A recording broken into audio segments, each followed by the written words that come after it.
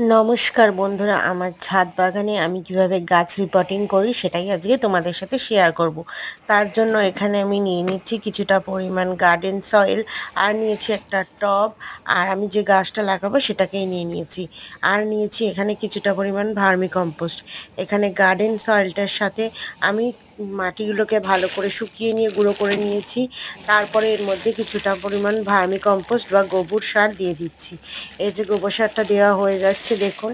আর এই গোবর সারটা দেওয়ার পরেই আমি মাটিটার সাথে ভালো করে গোবর সারটাকে মিশিয়ে নিচ্ছি।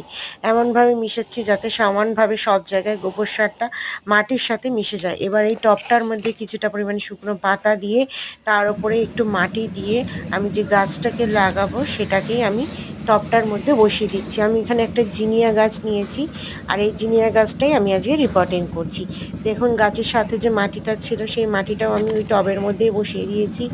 এবার তো গাছের চারদিক দিয়ে কিছুটা পরিমাণ মাটি দিয়ে পুরোপুরি টবটাকে আমরা ভর্তি করে নেব।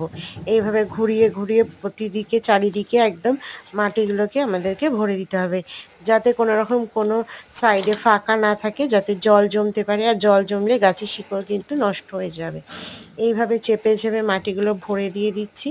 দেখুন মাটিটা আমার একদম সম্পূর্ণভাবে ভরাট হয়ে গেছে। এবার একটু এতে জল দিয়ে দিলেই গাছটা সম্পূর্ণ রেডি হয়ে যাবে।